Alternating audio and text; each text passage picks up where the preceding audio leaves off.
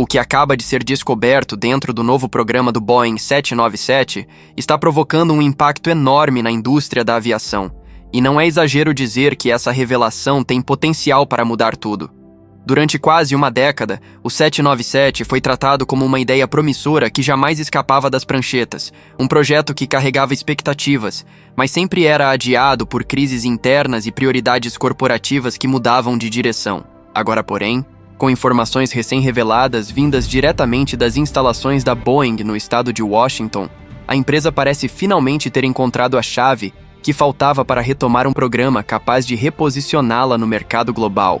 A novidade encontrada não é apenas um detalhe técnico, mas uma transformação completa no conceito de aeronaves de médio alcance, e principalmente uma peça que pode redefinir a disputa com o Airbus A321 XLR, o rival que dominou esse segmento nos últimos anos.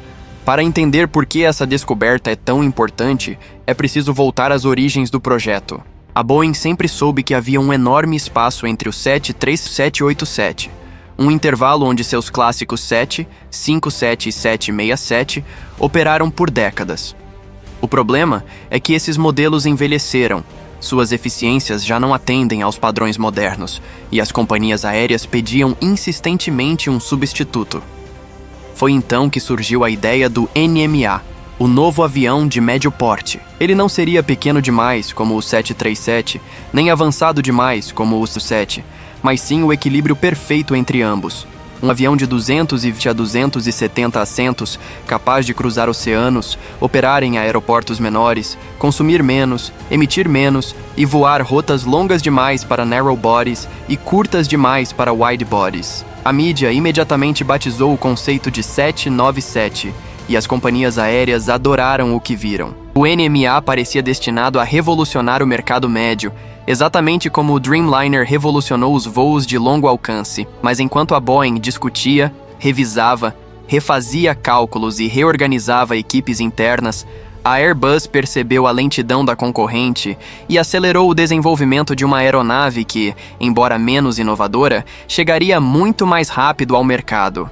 Foi assim que o A321 XLR nasceu, e com ele, uma vitória antecipada. Não foi necessário criar algo novo. Bastou aprimorar o que já existia. A aeronave europeia conquistou ordens massivas, inclusive de companhias tradicionalmente alinhadas aos produtos da Boeing. E foi nesse momento que o destino do 797 entrou em colapso. Primeiro veio a crise catastrófica do 737 MAX, que drenou recursos, destruiu a imagem da empresa e desviou todos os engenheiros para uma operação de danos sem precedentes. Depois, a pandemia congelou a demanda global por aviões. O NMA não foi cancelado oficialmente, mas foi empurrado para o fundo da gaveta. A Boeing deixou de olhar para o futuro e passou a lutar apenas para sobreviver ao presente. Só que algo começou a mudar silenciosamente em 2024. Em setembro, surgiu a primeira pista de que o 797 estava de alguma forma retornando ao radar. O acordo de trabalho entre a Boeing e o sindicato IAM mencionava explicitamente que o estado de Washington seria a base do próximo grande programa de aeronaves. E isso reacendeu especulações que pareciam enterradas. Mas o que ninguém sabia até então era que dentro das instalações da empresa, engenheiros estavam conduzindo estudos estruturais e experimentos com novos materiais compostos que poderiam finalmente viabilizar o conceito do 797 em um nível jamais alcançado antes. E o que eles encontraram é exatamente o ponto que muda tudo. As informações vazadas indicam que a Boeing desenvolveu uma fuselagem de nova geração, mais leve e mais resistente que a utilizada no 787, combinada a uma arquitetura aerodinâmica avançada, inspirada em testes da NASA usando fluxos de ar híbridos e controle de vibração reativo. Essa fuselagem, segundo fontes internas, é a responsável pela promessa mais surpreendente: eficiência superior à do 767, custo operacional próximo ao do 737 MAX e uma autonomia que superaria o A321 XLR. Isso significa que o novo 797, diferente de tudo o que a indústria esperava, não seria apenas um avião intermediário, mas um salto em termos de alcance, desempenho e economia. A informação mais impressionante é que um protótipo parcial já teria sido aprovado em uma revisão técnica interna no início de 2024, sinalizando que o projeto não está mais em fase conceitual, ele está fisicamente tomando forma.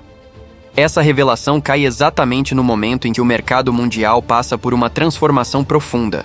A pandemia não apenas alterou o comportamento dos viajantes, ela destruiu de vez o modelo tradicional de dependência absoluta dos hubs. Os passageiros querem voos diretos, conectando-se às cidades médias, economizando tempo e evitando aeroportos saturados. E para essas rotas, que variam entre 3.000 e 8.000 quilômetros, não existe hoje uma aeronave perfeita. O A321XLR atende parte da demanda, mas não toda. Já o 787 é avançado demais para certas operações e caro demais para muitas companhias. O 797, com a tecnologia recém-descoberta, poderia finalmente preencher essa lacuna de modo preciso. E as companhias aéreas sabem disso.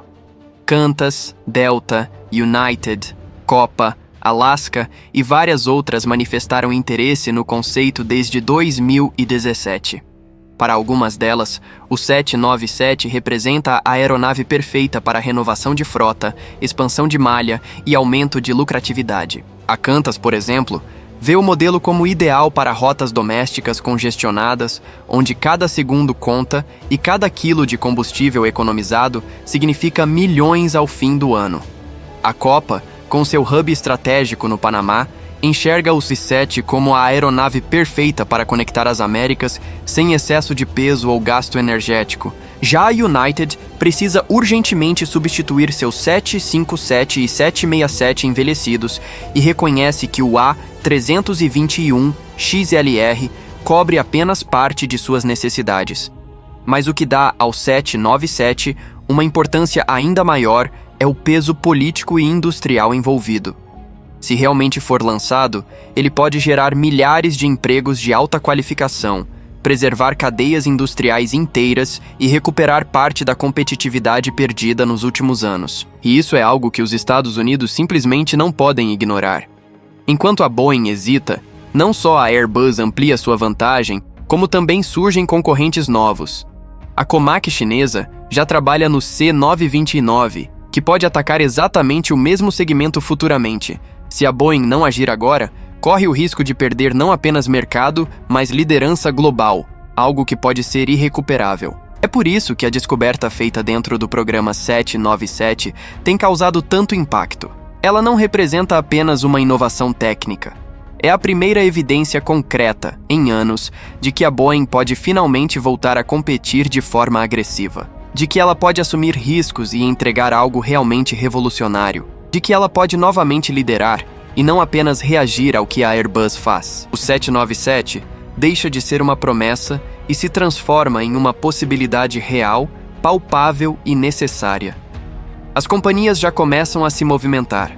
Analistas pressionam, políticos cobram, sindicatos exigem ação. Investidores querem sinais claros de que a empresa vai reagir.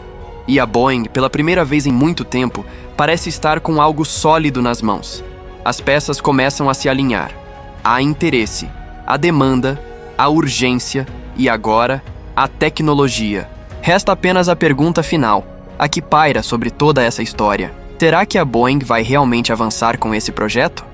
Será que o 797 vai deixar os bastidores e finalmente ganhar vida? O que se sabe é que aquilo que foi encontrado dentro desse programa tem força suficiente para mudar a trajetória da empresa e da aviação pelos próximos 30 anos. E se a Boeing decidir seguir adiante, o impacto será inevitável. O 97 pode se tornar não apenas um novo avião, mas o símbolo do renascimento de uma gigante, e isso por si só já seria suficiente para mudar tudo.